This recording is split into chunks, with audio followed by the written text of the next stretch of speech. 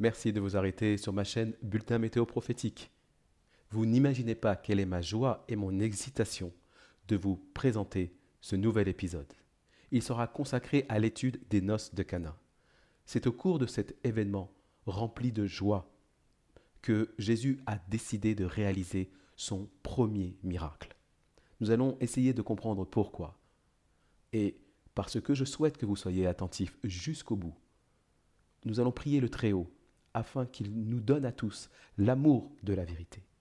Père, nous te louons pour ta miséricorde et ta grâce manifestée en Jésus-Christ. Accorde-nous ton esprit afin que nous restions attentifs jusqu'au bout de cette vidéo, car il en va de notre salut. Nous avons prié dans le doux nom de Jésus. Amen. Très bien, nous allons commencer et je vais vous résumer en quelques mots l'histoire des noces de Cana. 3 jours après, nous dit le livre de Jean, il y eut des noces à Cana en Galilée. Il y avait des invités. La mère de Jésus était là avec ses disciples. Le vin vint à manquer, alors la mère de Jésus vint vers son fils et lui dit, nous n'avons plus de vin. Jésus lui répondit, mais femme, qu'y a-t-il entre toi et moi? Mon heure n'est pas encore venue. Alors sa mère dit au serviteur, faites tout ce qu'il vous dira. Or il y avait là 6 vases de pierre destinés aux purifications des Juifs, et contenant chacun d'eux 2 ou 3 mesures. Jésus leur dit, remplissez d'eau ces vases. Et ils les remplirent jusqu'au bord. Puisez maintenant, leur dit-il, et portez-en à l'ordonnateur du repas. Et ils en portèrent. Quand l'ordonnateur du repas eut goûté l'eau changée en vin, ne sachant d'où venait ce vin, tandis que les serviteurs qui avaient puisé l'eau le savaient bien, il l'appela l'époux et lui dit, tout homme sert d'abord le bon vin, puis le moins bon après, qu'on s'est enivré. Toi, tu as gardé le bon vin jusqu'à présent. Tel fut à Cana le premier des miracles que fit Jésus. Il manifesta sa gloire et ses disciples crurent en lui. Qu'il en soit de même pour nous, qu'après l'étude de ce texte, nous puissions croire en notre Seigneur Jésus-Christ et dans tout ce qu'il a dit et qu'il a fait pour manifester sa filiation avec son Père, le Très-Haut.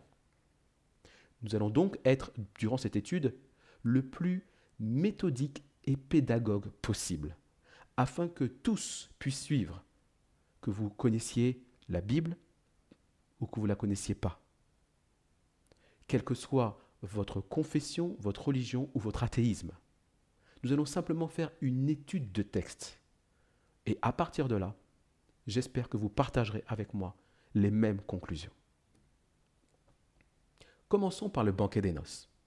Ce n'était pas un banquet des noces tel que nous le connaissons dans notre monde occidental, car Jésus est né en Orient, au Proche-Orient.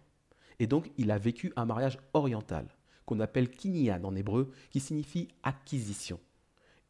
Et ce mariage se déroulait en 2 étapes distinctes dans le temps. D'abord le kiddushin, qui est un mot dérivé du verbe kadash, traduit par consacrer, sanctifier, préparer, dédier. C'est effectivement les 2 époux qui doivent se consacrer et se sanctifier l'un à l'autre. C'est au cours donc de cette cérémonie relative à l'acquisition publique de l'épouse par l'époux que les intéressés contractent ce mariage. Ce n'est pas pour autant qu'ils vivent encore sous le même toit. L'époux doit d'abord préparer les conditions dans lesquelles il va recevoir son épouse, et notamment sa demeure. Alors, cela est reporté, en général, environ de 12 mois, où il va célébrer une autre cérémonie qu'on appelle le Nisuyin. Ce mot est dérivé du verbe nasa en hébreu, qui se traduit par élever, emmener, transporter. En effet, l'époux va aller chercher chez les parents son épouse pour la transporter et l'emmener dans sa nouvelle demeure, qui est celle de l'époux. Et c'est à ce moment-là que le village, la famille, les amis sont invités à célébrer cette entame de la vie commune des époux, où, pour la première fois, ils auront des relations sexuelles. Avant, du temps du Kiddushin, il n'est pas question d'avoir un quelconque contact physique entre les époux. Il faut attendre donc l'étape du Nisuyin pour que les époux habitent et aient l'autorisation publique d'habiter sous le même toit. D'un point de vue symbolique et prophétique, ce mariage évoque la réunion physique de Jésus et de son peuple dans la Jérusalem céleste, dans la phase du Nisuyin, donc la deuxième phase du mariage oriental. Que nous dit la Bible ? Lorsque j'en serai allé, dit Jésus, je vous aurai préparé une place. Je reviendrai et je vous prendrai avec moi, afin que là où je suis, vous y soyez aussi. Père, je veux que là où je suis, ce que tu m'as donné soit aussi avec moi.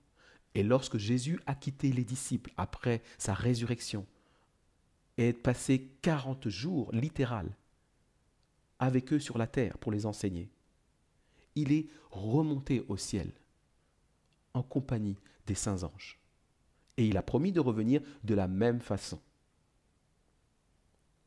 Un autre texte vient confirmer qu'il y a des noces que Jésus est en train de préparer dans le ciel, actuellement.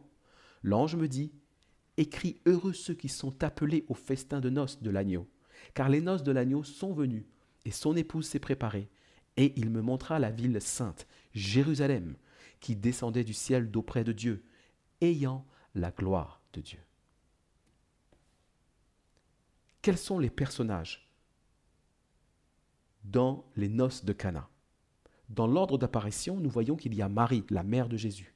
Ensuite, Jésus lui-même, les disciples de Jésus, les serviteurs, l'ordonnateur et l'époux, soit au nombre de 6.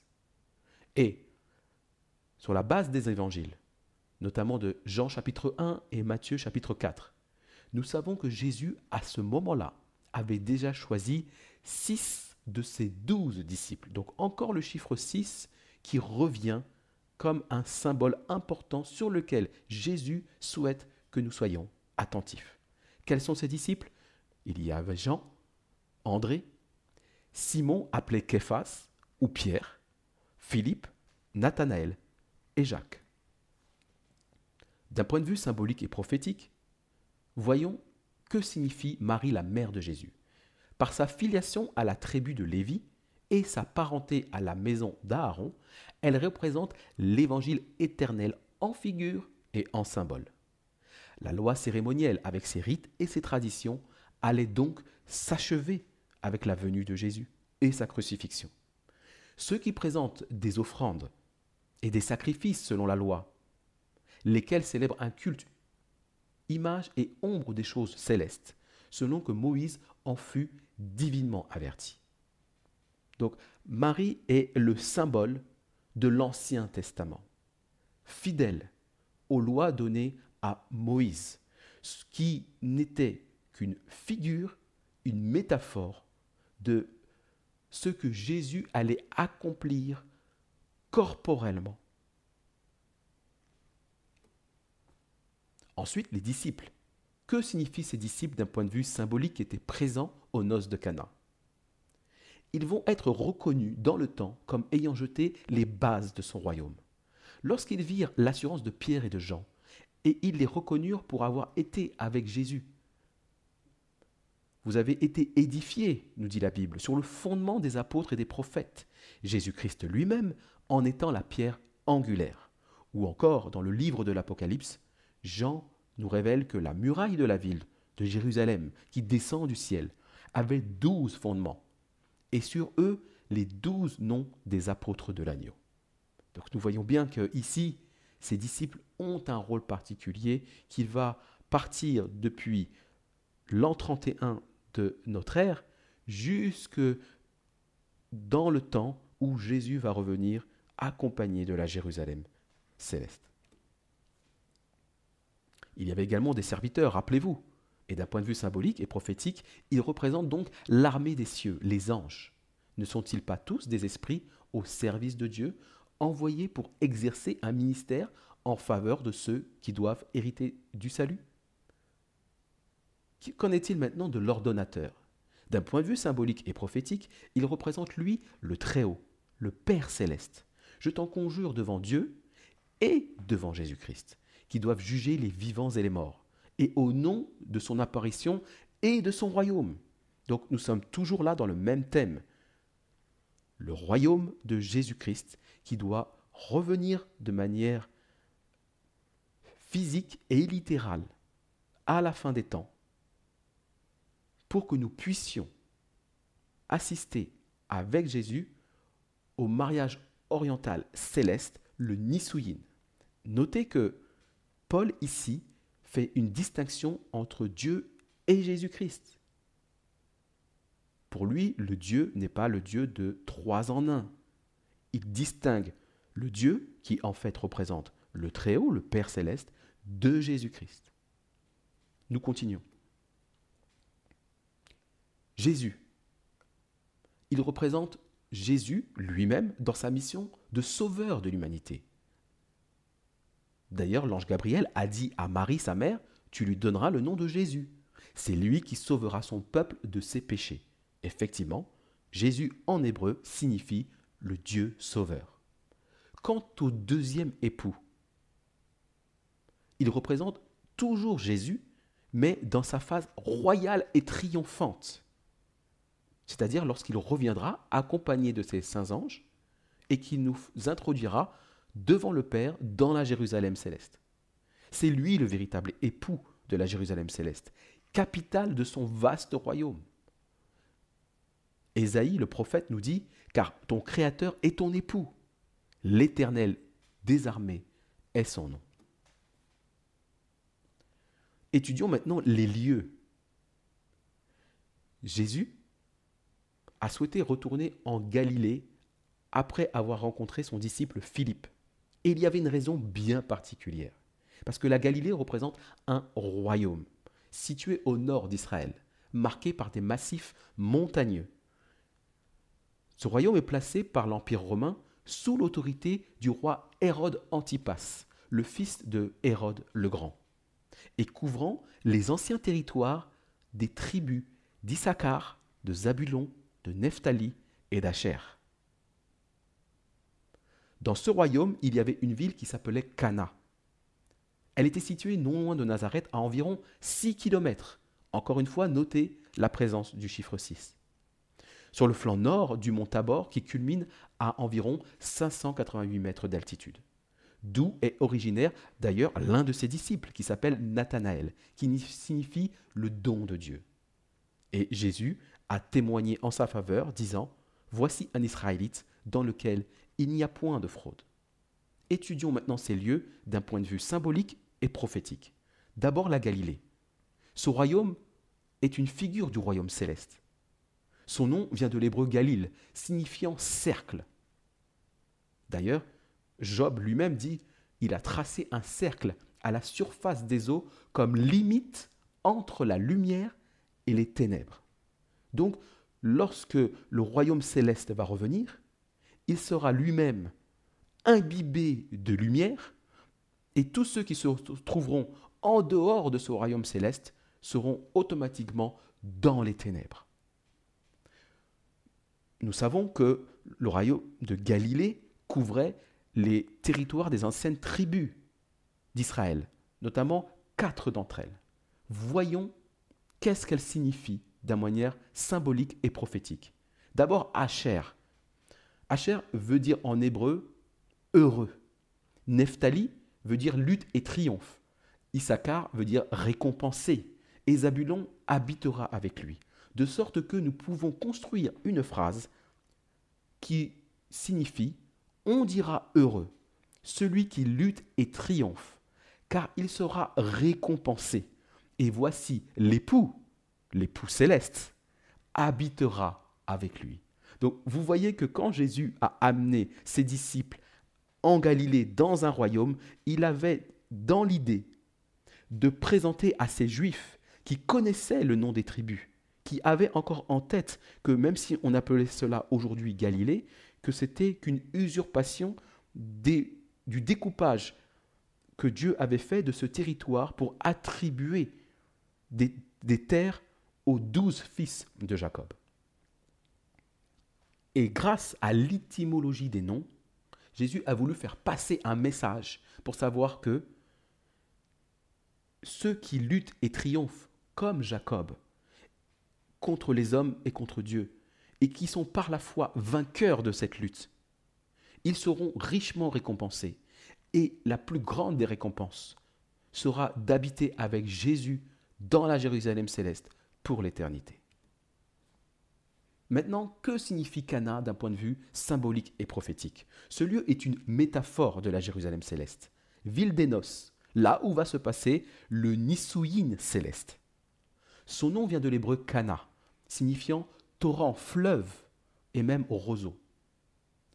Dans l'Apocalypse, il est écrit « Celui qui me parlait avait pour mesure un roseau d'or pour mesurer la cité, c'est-à-dire Jérusalem, et ses portes et sa muraille. » Donc Cana rappelle ce texte de Jean qui parle justement de mesurer la cité pour qu'elle soit d'une dimension parfaite pour accueillir tous ceux qui auront lutté et triomphé par la foi en Jésus-Christ. L'Apocalypse nous dit aussi, dans ce même texte, qu'il me montra un fleuve d'eau vive, éclatant comme du cristal, sortant du trône de Dieu et de l'agneau. Donc Cana est donc bien ce fleuve d'eau vive qui sort du trône et de Dieu et de l'agneau. Notez une nouvelle fois que l'ange qui parle à Jean fait une distinction entre Dieu, le Très-Haut, le Père, et l'agneau. Ce Dieu dont il parle n'est pas un Dieu en trois personnes. Au contraire, dans ce verset, nous voyons qu'il y a trois personnes, mais distinctes, et qui ne se confondent pas dans la personne de Dieu.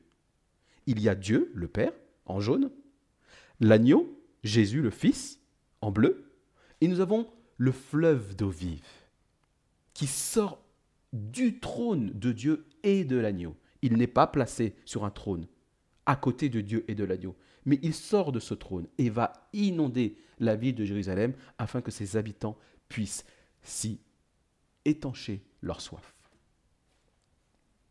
Maintenant, regardons et étudions la période pendant laquelle se déroulent les noces de Cana.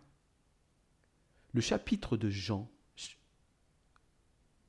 le chapitre 2, nous parle de 3 jours après. Autrement dit, dans la continuité des versets du chapitre précédent. Mais aussi des 3 autres évangiles, Matthieu, Marc et Luc. Car l'évangile de Jean fut rédigé postérieurement aux évangiles de Matthieu, Marc et Luc. Donc pour comprendre 3 jours après quoi, il faut lire le chapitre 1 de Jean, mais aussi toutes les informations qui nous sont données dans les évangiles de Matthieu, Marc et Luc pour situer le contexte et le moment précis qui correspond à 3 jours après. Donc, selon un consensus d'historiens, il n'y a pas de doute que Jésus, en l'an 27 de notre ère, avait 30 ans et fut baptisé, d'abord par Jean, au moyen de l'eau, dans le Jourdain, et par son Père céleste, au moyen de l'Esprit, pendant qu'il priait. En l'an 27 de notre ère, aussitôt après son baptême, Jésus passa 40 nuits et 40 jours dans le désert. Puis, 2 jours après, le 42e jour, soit au terme de 6 semaines, notez encore, là nous sommes encore avec le chiffre 6, il y a une symbolique, Jésus acheva son pèlerinage solitaire dans le désert en revenant sur les lieux où Jean l'avait baptisé, au-delà du Jourdain. Jésus choisit là-bas ses premiers disciples pour les amener en Galilée. À compter du 43e jour qui suivit son baptême, soit à compter de la 7e semaine, Jésus prêcha l'évangile de Dieu. Le temps est accompli et le royaume de Dieu est proche. Repentez-vous et croyez à la bonne nouvelle. Oui, le temps est accompli où Jésus s'est baptisé.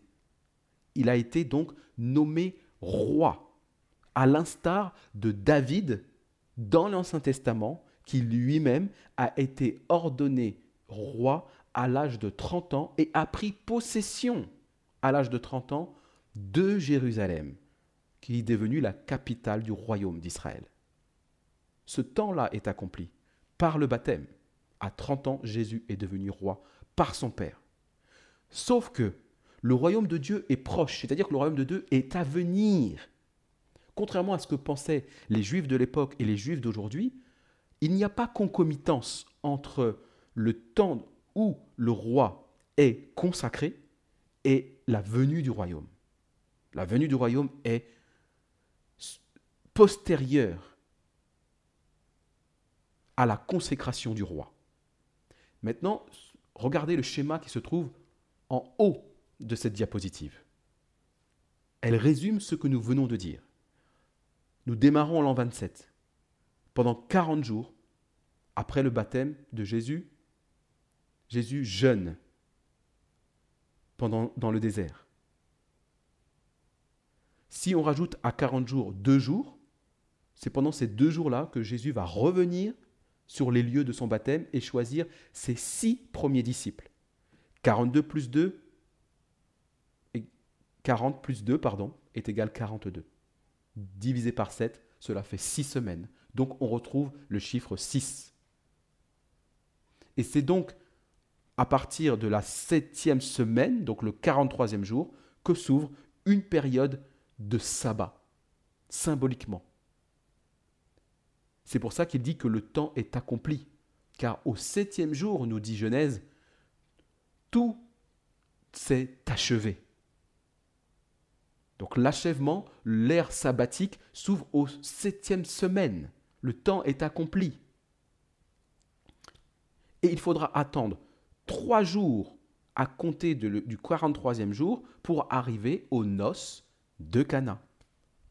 Et c'est donc au cours de cette 7e semaine, donc de cette période de temps sabbatique, que nous allons vivre les noces de Cana. Et c'est ce que le mouvement adventiste du 7e jour a pour mission de prêcher. C'est que Jésus va revenir pour nous accorder un sabbat. Et c'est au cours de ce sabbat que nous allons célébrer avec lui les noces de l'agneau dans le ciel, ce qui correspond au Nisuyin, c'est-à-dire l'entame de la vie publique entre l'époux et son épouse. D'un point de vue symbolique et prophétique, 3 jours après, cela signifie que cette période s'inscrit dans le calendrier divin, car le Nisuyin se déroulera au ciel.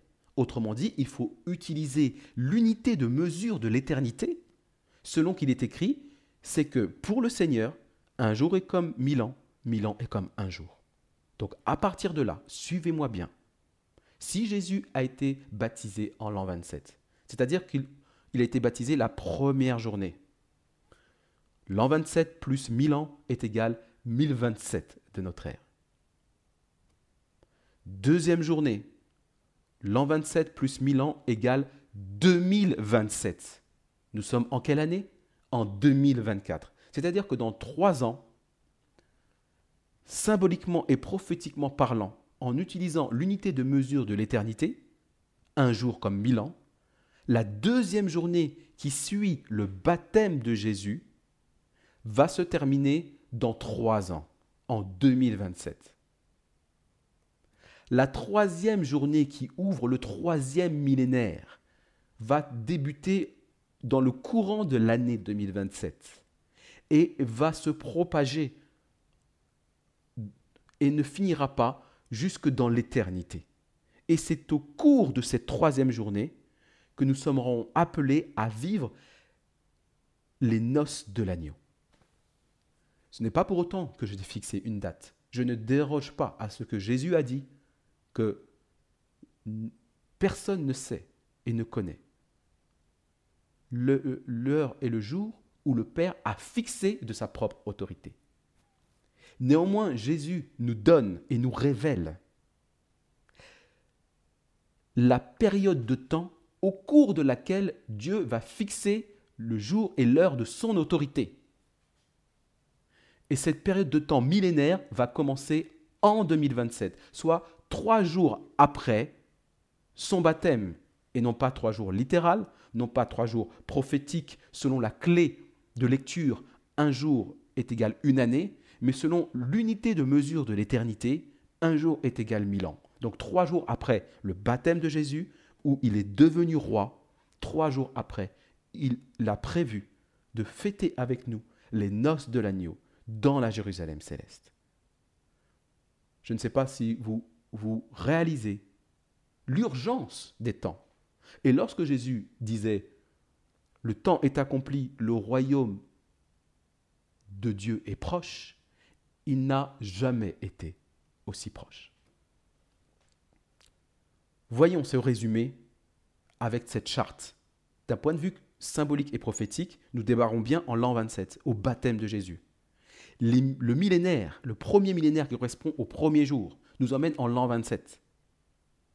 À partir de l'an 27, le deuxième jour, rappelez-vous, lorsque Jésus s'est fait baptiser, 40 jours et 40 nuits dans le désert, 2 jours après, il choisit ses disciples. Et bien là, pareil, au cours du deuxième millénaire, Jésus fait le choix de ses disciples et ses disciples sont chargés de lancer les invitations à tous ceux qui souhaitent répondre à cet appel pour participer aux noces de Cana.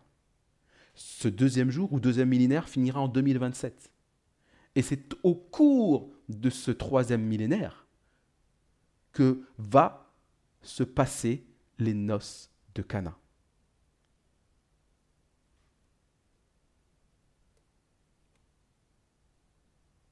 Résumons.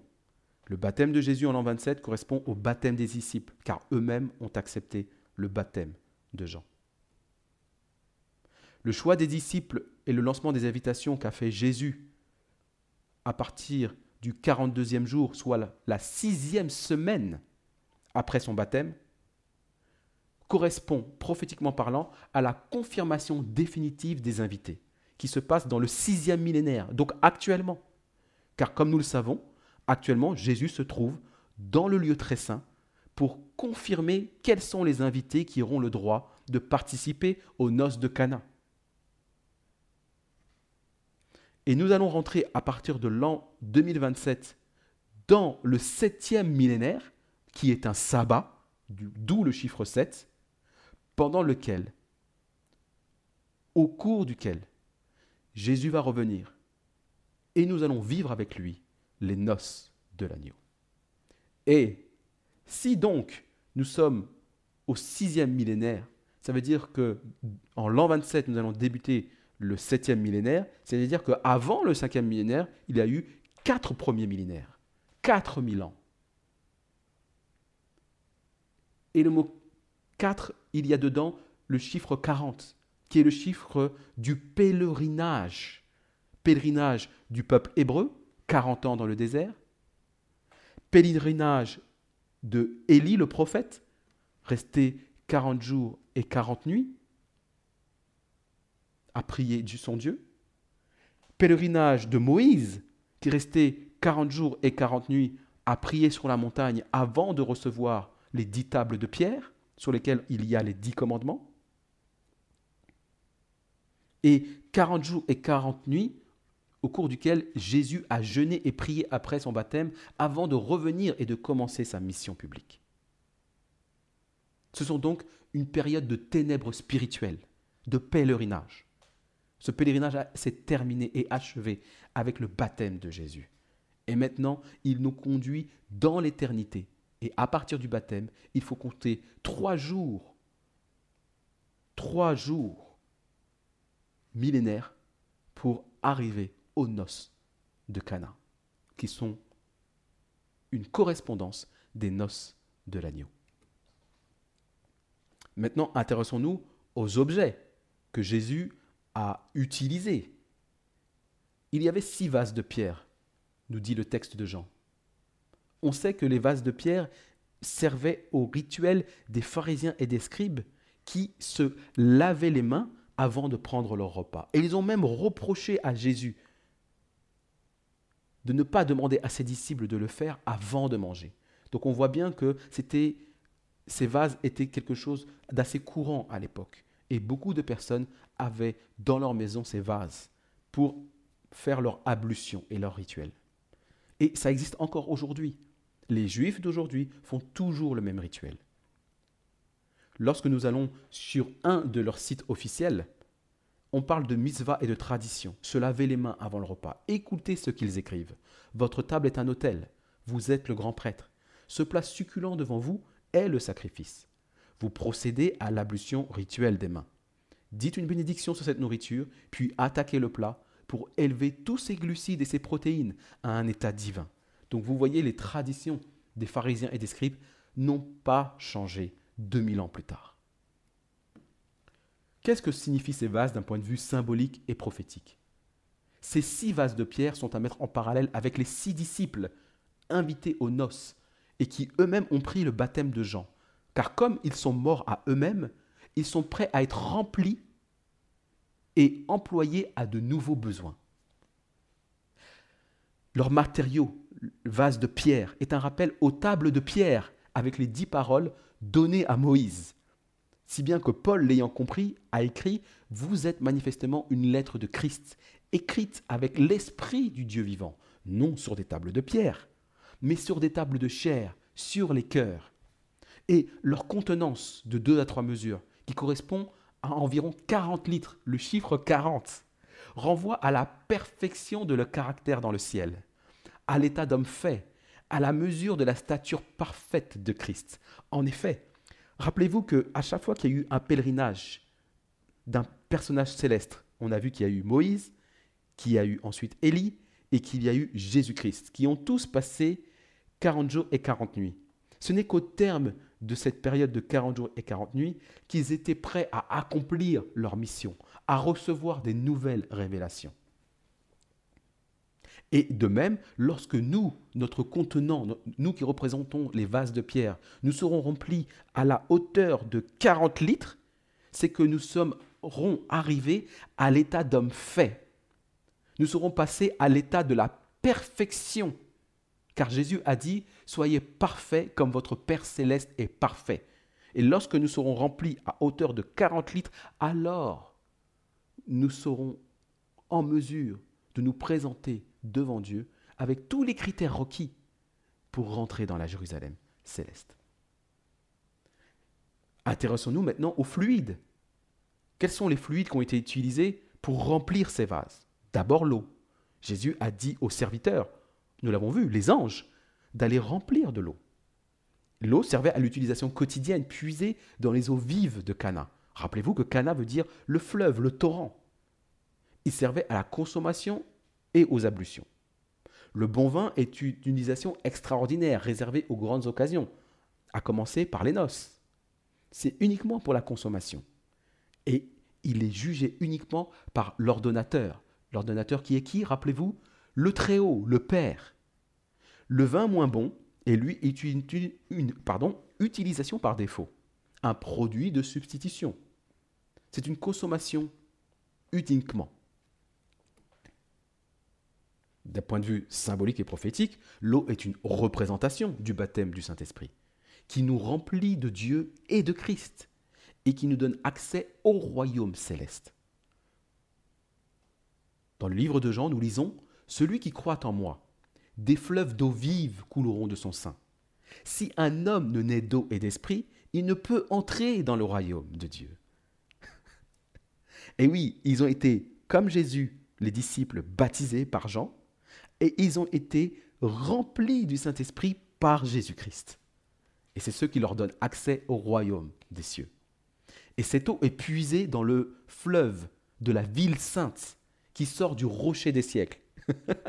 Voilà la correspondance et pourquoi Jésus n'a pas choisi Jérusalem pour leur donner cette leçon. Il a choisi Cana, parce que Cana veut dire fleuve. Et comme dans la Jérusalem céleste, il existe un fleuve d'eau vive qui sortait du trône de Dieu et de l'agneau, il s'est servi du puits qui se trouvait à Cana, qui était la source d'eau nécessaire où les serviteurs ont puisé l'eau pour remplir les vases d'honneur. C'est une image, une métaphore pour parler du fleuve d'eau vive qui existe dans la Jérusalem céleste et qui sort du trône de Dieu et de l'agneau.